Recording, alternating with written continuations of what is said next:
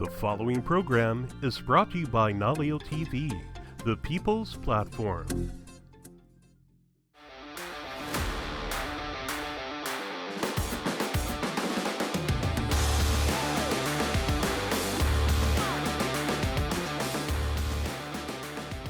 Aloha and welcome to welcome. episode number 69 of Coulda, Shoulda, Woulda. What? J.E. is my name. I am John.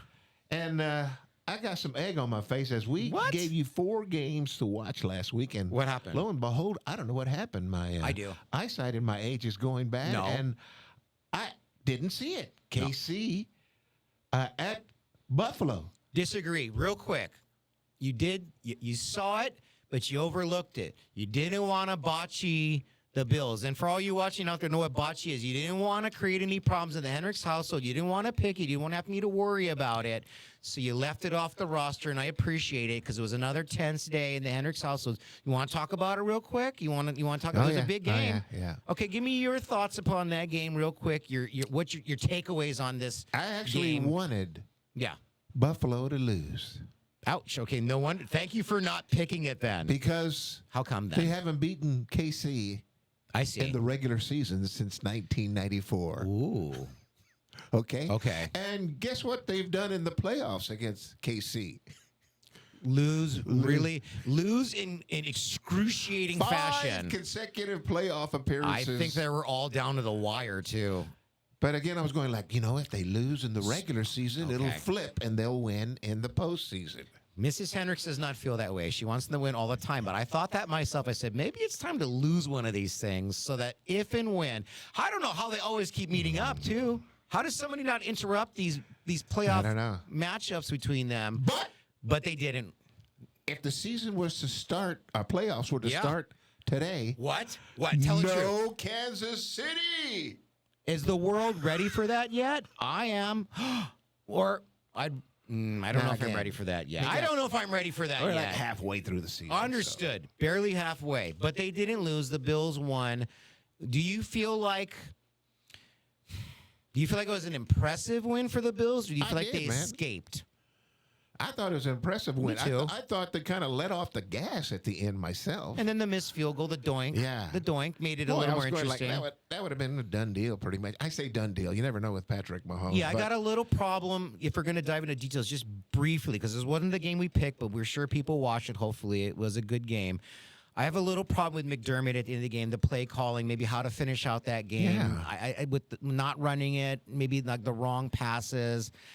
But at the same time, first time in forever that somebody or an opponent has rushed for more than 100 yards in KC. Right. Take And Cook. first time in more than forever that a receiver has had more than 100 yards against KC. Both great signs for Buffalo, tough signs for the Chiefs.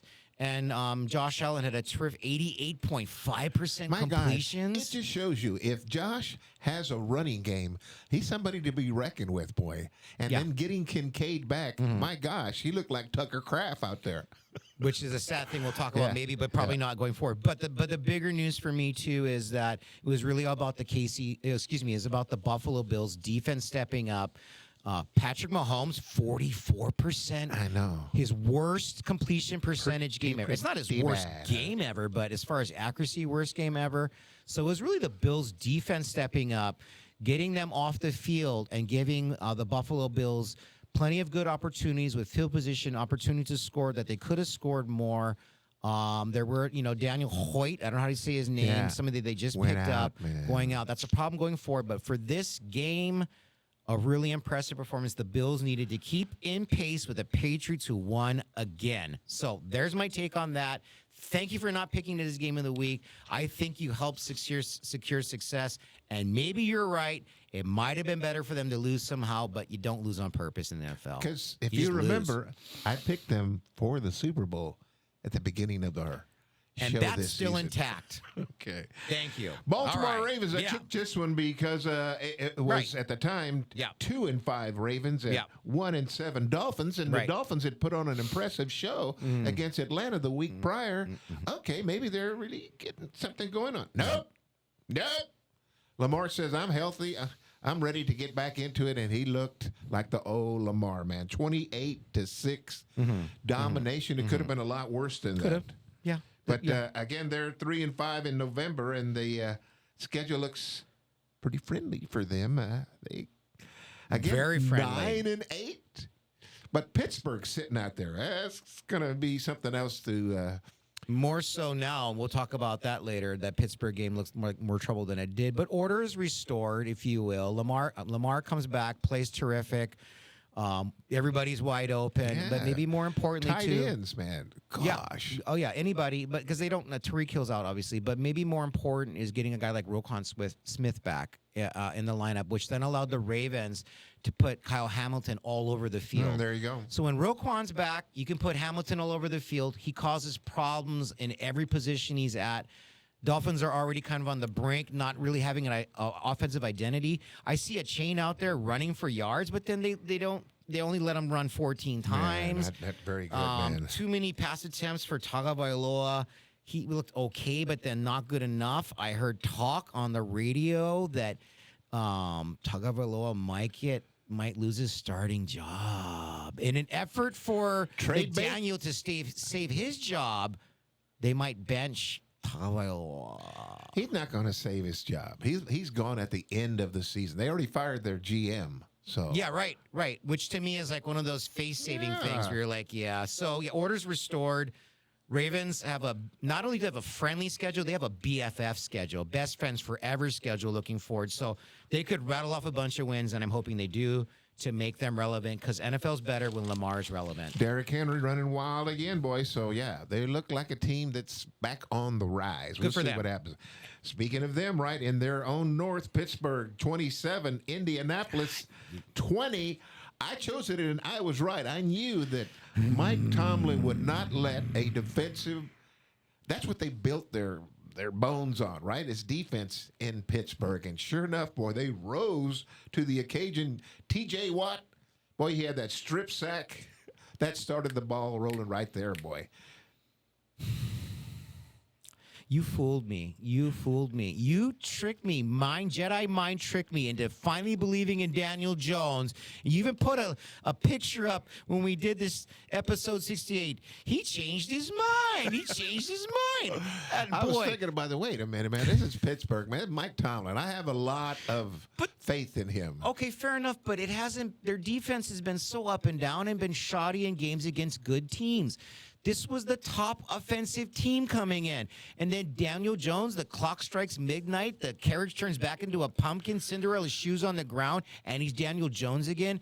And by the way, since you mentioned TJ Watt, you know what I love about that guy? You know how smart he is? He's so smart that when he gets that pressure, he doesn't think sack first. He thinks strip first. Give me the ball. He thinks strip first. And you know what's smart about that?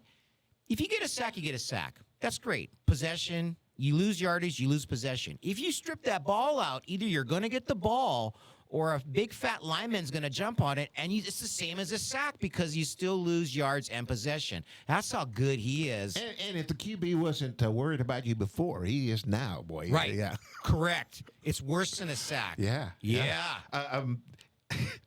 Once they got behind enough, Colts, right? Yeah. Okay, they're pinning their ears back. We always see it, boy. They're going to come after you. And yes, he was pressured, boy. Yeah. 5 sacks, 18 QB pressures, boy, all day long. 31 of 50 passing, 342. How many? 31 of 50. 50. A fat piece or whatever you want to call it. 5 turnovers, 3 INTs, and 2 fumbles. Man. 1 for every 10 pass attempts. That makes sense. Dog, man. That makes sense. You abandon the run, right? Because you're behind. You abandon the run, which you're abandoning Jonathan Taylor. Yeah.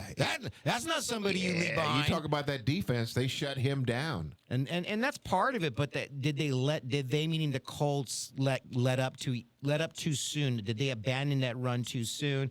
Put the ball in Daniel Jones' hands. You put him back there that much, standing like a statue, you're going to end up with 5 sacks.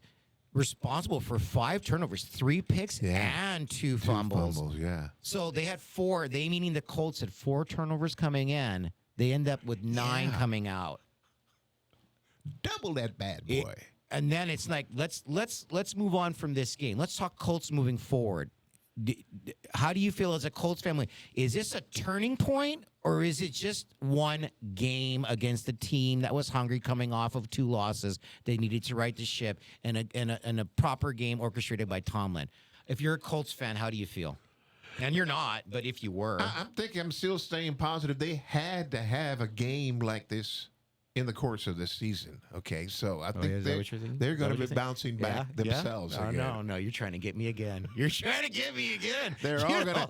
They were not going to go with just one loss throughout the course of the season. So that's their second loss of the season. Fair enough, but there's losses, and there's just crumbling and failing. Right. And then this was ugly. They lost more than one game. It's one game loss on the roster or on the schedule, if you will. This is a bigger than one loss. This is tough for me. Well, it's not like again, we mentioned the defense versus Steelers. That's who should get the accolades of this ball game, because 100%. The offense wasn't that special. Aaron, get this, man. Not really. He averaged 2.7 air yards per attempt. Not DK Metcalf. 2 receptions, 6 yards. Yeah, understood. So, he was basically a bus driver that day. And then, to your point, don't make no mistakes. Let's throw this out there: 38 yards on the ground in total for the Steelers. So 38 yards on the ground for the Steelers. Aaron Rodgers throws for just barely over 200 yards. This is a game basically where the Colts are racking up yards, but they're racking up so many sacks and turnovers that those do not turn into points. And then the Steelers are able to convert all of their opportunities into points and really make this not a close game at all. And wrong, right? You tricked me. You have a way of getting to me, and I'm going to just acknowledge that. I'm just going to acknowledge that. Well, the North, never again. The AFC North right now is being ruled by the Steelers. Cincinnati, do they have a chance to come back? Boy, what a way to lose this past weekend. They had a chance. Okay. Browns, nope, not going to happen. Okay. They've given up on the year because Myles Garrett can't play quarterback, so they're down and out. And the Ravens are who we're counting on to make this interesting. With again that BFF schedule they've got coming up, that gravy schedule, local mocal gravy schedule. Now, if you're the Ravens, you want an easy schedule. You feel like you deserve a chance to work your way back into the thing with all the injuries you've had, the bad luck, that tough loss to Buffalo to start the season. But at the same time, we all know what looks like an easy schedule, there are no guaranteed wins in the league. No, not in the NFL. And not even when you're up by 20 in the fourth quarter these days. How many games have we seen where it's like, okay, I'll go cut the grass now. And then you come back, you go, I wish I would have watched that. What happened here? Yeah, grass could have cut itself. It never does. All right, so the Minnesota Vikings, 27, 4-4 now on the season. Detroit Lions, 5-3 on the season now, 24. I chose Detroit. By the way, I chose Pittsburgh, by the way, too. He said that already. All right. So, wow, I was thoroughly impressed with McCarthy getting his first actual start. And he did pretty doggone good, man. But it was the defense for Minnesota. They shut down the running game of Detroit. I just couldn't believe it. I was going like, what happened to the offensive firepower of the Detroit Lions? 63 yards on the ground for the Lions. And those are good running backs. Jahmyr Gibbs? Premier, usually. And again, with one of the, I thought maybe I saw a few line injuries, like the offensive linemen kind of coming in and coming out, not getting taken out entirely, but they had to kind of keep shuffling the line around, which affects your prospects. Penei Sewell, something with his eye, he came out for a good amount of time. You know, that's going to account for 5 sacks, too, for Jared Goff, which affects the game, too, because Goff had a nice game as far as yardage, 284. That's, you got to make up for those not having run yards. But, again, 37 attempts for Goff is not what you want. You want about 31 and then a lot of rushing yards. And then again, that's why, that many means that your rushing game was not going on. No, it wasn't working. And again, credit the Vikings defense. I saw a lot of shots of Brian Flores, like, you know what I mean? Like panning out or zooming in on him, because this was a Brian Flores game. And I'm fine with, and I didn't think McCarthy was going to be back. So I picked the Lions to win by 30. Now, I'm giving myself an excuse, myself a little disclaimer pass. I picked the Lions to win 44-14. That did not obviously happen. I didn't think McCarthy was going to be back. But that being said, McCarthy hadn't shown much all year long to show it's going to be much different.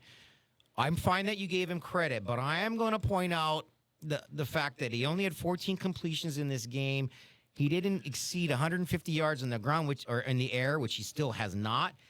He was sacked 5 times. He had an interception. But he made the passing plays when he needed to make them, a la Michigan. Especially the play at the end, which is, are you going to go into victory formation or not? Yes. And you're not going to run this ball. 17-yard, 4th and 17 or something along those lines. It was a 3rd down. It was a long yardage one. If you make it, you finish the game. And the receiver, it was not a very executed play where you trick somebody and somebody's open in the flat and they're just going to run out. It was full coverage. He threw it in the perfect place.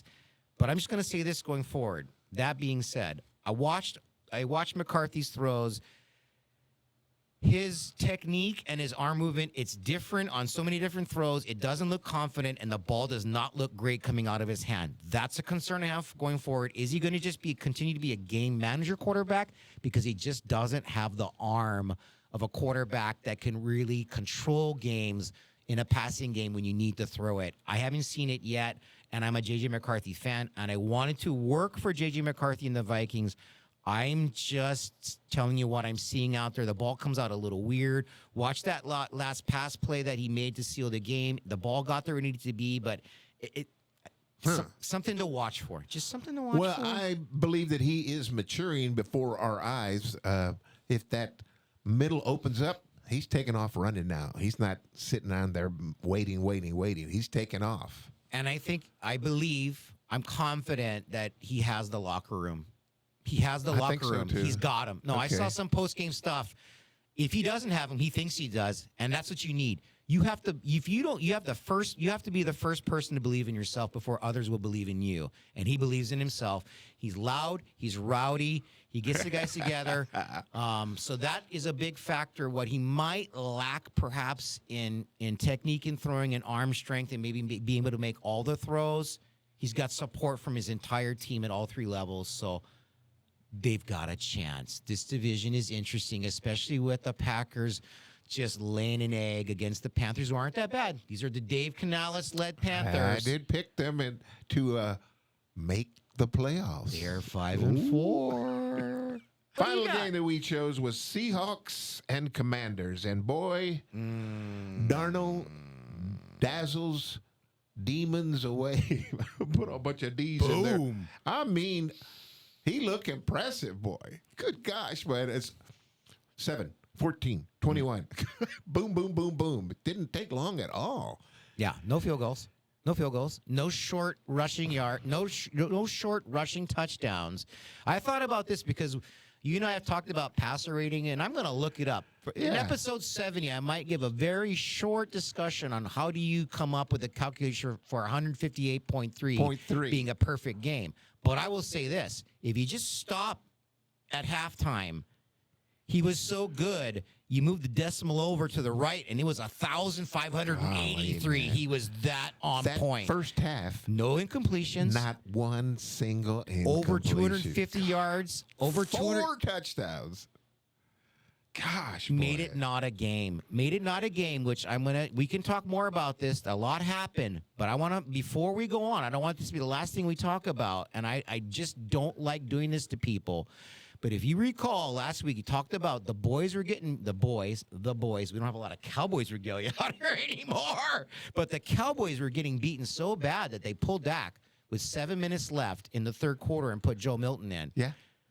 We all saw what happened to Jaden Daniels. And the question now is, why was he still out there? Dislocated That's my elbow, first question. Right? Yeah. That's my first question. So how do you feel about, that's easy to say now, but why was Daniels still out there at that juncture in the game? And what's your take on it? I would have taken him out as well. You know, hey, that's not hindsight. It's not your night. That's not hindsight. And it ain't just you. It's the rest of the team as well. There's not going to be a miracle comeback. We've got too many defensive players going down. This is not going to go good for anybody. We need to take you out. We know Mariota's healthy. We've seen him playing. So the only thing I can think of is that Jaden Daniels hasn't played much this year. So perhaps Dan Quinn is just trying to get him reps in real game time situations to get him those reps. Yeah. All right, we move on to week number 10. Sorry. I don't like that. We've got 4 games. Ravens 3-5 at Vikings 4-4. Now, normally you look at that, you're going, that doesn't sound like such a good game, but both these teams are on the rise. Ravens. 8 o'clock in the morning on Sunday. Okay, Ravens and the Vikings. This is going to be a tough one based on what I saw from the Vikings yesterday. Okay, I don't want to pick on this one, man. but I'm still a Ravens. I say Ravens. I'll go Lamar fan. Yeah, fine. Okay, Fair enough. so I'm going to stick with the Ravens, thinking that they're going to be back. God, this is going to be a close one, though, man. I'm going to say 27-23. 27-23. You got me on this one because normally if I think it's a game and I can't really, I think it's even. I just pick the team I want to win, but I want both of these teams to win. This stinks. This stinks. Because I really feel like a Ravens loss at any point going forward it makes the division, that AFC North division race far less interesting.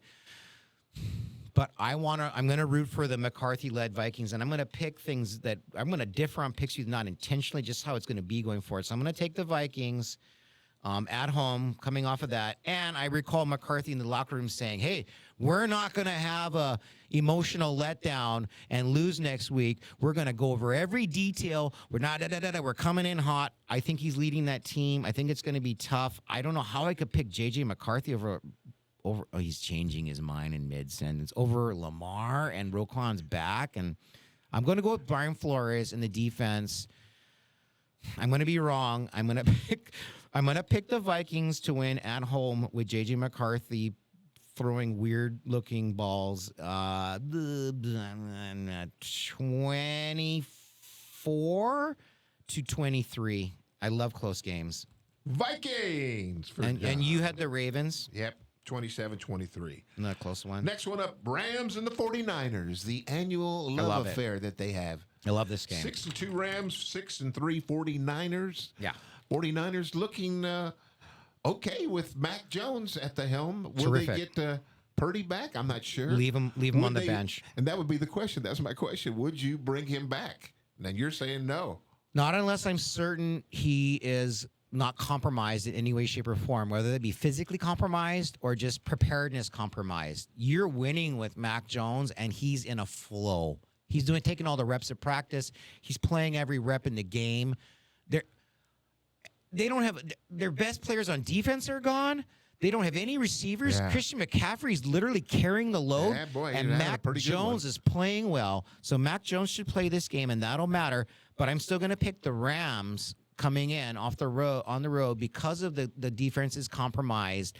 And Matt Stafford has thrown for over 20 touchdowns. He's just on a roll. They did lose Puka though. I think I'm not sure. I don't know if they lost. He played in this last game and made a bunch of great catches then he got and hurt. touchdowns. Yeah, We'll see if it's Matthew major Stafford one. can throw it to anybody. He's just on fire right now. So I'm going to take the Rams winning. You got who? I'll go first. You didn't go yet. I'll go first. I'll take the Rams coming in and keeping them rolling on top of that division. San Fran will still play good D. So 27 for the Rams and 19 for the San Francisco 49ers. Well, I will go with the Rams, but I'm going with a lot bigger. I don't think the 49er defense will be able to hold up against a Rams onslaught, and I will go Rams 38. Wow. Yeah, to the 49ers 20. Curious. All right, Patriots 7-2 at the Buccaneers 6-2. Love it. Beautiful. So we Nice got pick. Thank you. The Patriots on their way up, leaders in the AFC East, trying to hold back the one Buffalo game up Bills. because they played one more game. They have one more win. Right. Same amount of losses, but they've got the tiebreaker too. They've Yes. beaten the Bills already. That's right. Oh boy. Yeah. So Yeah. I've been a Bucks fan Yeah. for the longest time. It seems like where'd they go? Well, they had their bye. Yeah. That's true. But nonetheless, I'm going with the Buccaneers. Baker Mayfield, I think, has it going on. He's got all his receivers back. So I'm going to go with a pretty good one, 30 for the Buccaneers, 23 for Pats. That sounds like a fun game to watch, unless Yeah. there's like a lot of late points. But thanks for picking a score that would be fun to watch. I'm going to pick Tampa Bay to win because just Baker's good. They're at home. They're healthy, and I think the New England train ends soon. New England had a hard time against Atlanta, even though they won that game. They required a missed PAT to seal that. It helps the Bills if New England loses, obviously. But I want to just share a little thing Mrs. Hendricks never does. She never roots against her interdivision opponent. She says, dude, you're hoping for other teams to lose? That makes you a loser. You just need to win all your games. I love that lady. By the way, early birthday present yesterday for Mrs. Hendricks. The Bills win, so happy birthday, Mrs. Hendricks. And I'm going to pick Tampa Bay for those purposes because I'm not that altruistic as she is. I love it when the Eagles, the Giants, and the Commanders lose. So I'm going to go Tampa Bay to push the New England back to having 3 losses. And I'm going to say Tampa Bay wins. Ooh, tight one with points hard to come by, honestly, though, because I like New England's D 24-22. A weird score. All right. Yeah. Final game, Steelers 5-3, looking pretty good yesterday. Looking terrific. At the Chargers, who kind of, I don't know what, they didn't look that good, but they win, and they are 6-3. They got the solo game on Sunday afternoon, Hawaii time. But standalone game. Yep, playing at the Chargers. I'll be keeping a close eye on this. So that's 3 points already for the Chargers. That's what they say. They did lose Joe Alt again. So that look matters. On the trading block now. They'll be looking for somebody. How soon can that go in? And based on that, because he didn't have a very good game, he was running for his life there too because he didn't have any blocking. Herbert, yeah. I'm talking about. So I'm going to go with the Steelers. Wow. Again. Wow. To improve to 6-3. It'll be a closer ball game. I'll go 24-17. Oh gosh, this is a tough one for me. This one's a tough one for me. Oh, no Joe Alt, yeah, and Hampton's out anyway. They're gonna have a hard time running the ball. T.J. Watt pinning his ears back, going after Herbert. Herbert's pretty crafty though. He's not immobile like Jared Goff or Daniel Jones. I'm just going to go with, because I'm older. I'm an older person. I'm going to go with the old guy. I'm going to stick with you. I'm going to go with the Steelers. I'm going to go with the Steelers to win this game on the road. And, yeah, something weird like a 26-23. Steelers. Yep. Well, there you go. Yeah. Chargers Chargers are probably going to win. Chargers are probably going to win somehow. There's I don't know. other good ball games. There's some other good ones out there. We're bringing them down to just 4 Yeah, here. yeah. As we get Tighten onward. things up a little bit. Yeah. So there we go. Yeah. Looking forward to another great week of action here. That's a good lineup here, man. Boy, tell you, some doozies. And again, the biggest doozy of them all, if the playoffs were to start, we'll just mention it again. Today, granted, there's more to go, but A lot more to if go. they started today, Yeah. no Kansas City. That would be shocking. That ain't going to happen. It might happen. Yeah. Stay tuned. Every week matters. The games start to matter even more. Now, That's we always true. mentioned that, hey, beginning of the season, you can't afford to lose. Yes, but now it really comes into crunch because you're playing for playoff seeding just to get into the playoffs. Man, you can't afford to have a misstep at the current time. The pressure is on. There you go. All right. Well, Love thank it. you very much for tuning on in. Episode number 69, as always. You can send us some correspondence by way of sports@naleo.tv. Yeah. Simple as that. Send it on to us, Yeah. and we'll take a look-see. 100%. All right. For John Hendricks, my name is J.E. Orozco. We bid you a fond aloha. Ahui